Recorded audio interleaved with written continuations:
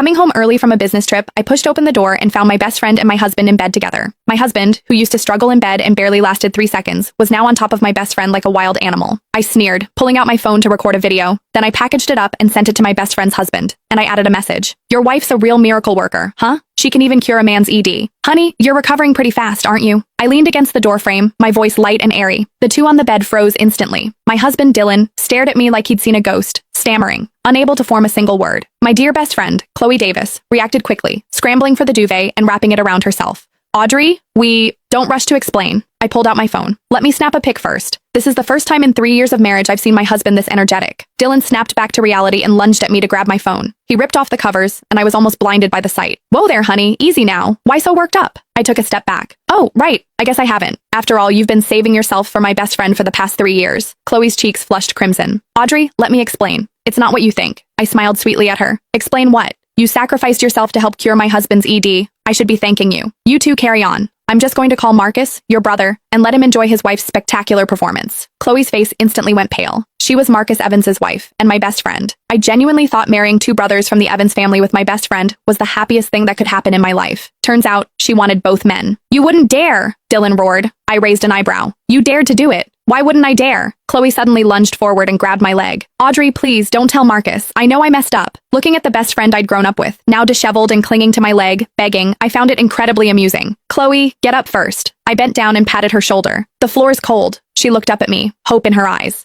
I continued, if you stay like that, my husband will feel sorry for you. Then, I turned to leave, but Dylan grabbed my arm. What are you doing? Are you trying to ruin our family? I clenched my fists. My eyes narrowed in a smile. That was truly shameless coming from him. I need to go to the hospital and get checked. See if it's my problem. Why is my husband useless with me but such a beast with someone else? Dylan's face turned bright red. I held up my phone. Want to see the photos I just took? The composition, angle, and lighting are all perfect. It'd probably go viral on TikTok. Chloe suddenly pounced, trying to snatch my phone, but I dodged her. I smiled. Oh, right. How about a caption? Something like, sweet moments with my husband and my best friend. You! Chloe trembled with rage. Just then, my phone rang. It was Marcus. I put it on speaker. Hey, Marcus. I'm downstairs. What's the apartment number? Marcus's deep voice came through. Chloe's pupils constricted, and her body visibly trembled. Footsteps echoed from outside the door. I leisurely leaned back in the chair, pulled out my phone, and started recording. Marcus pushed the door open, his face expressionless as he scanned the room. His gaze swept past a disheveled Chloe, finally settling on his utterly bewildered younger brother, Marcus. Dylan called out, his voice trembling like a leaf. Marcus didn't speak. He just turned to me. Recording? I paused, then quickly nodded. Yep, recording. Chloe crumpled to the floor, tears streaming down her face. Marcus, it's not what you think. Shut up. Just 2 simple words, but Chloe gasped as if her throat was choked, unable to utter another sound. I sat in the chair, watching the scene, a strange sense of unreality washing over me.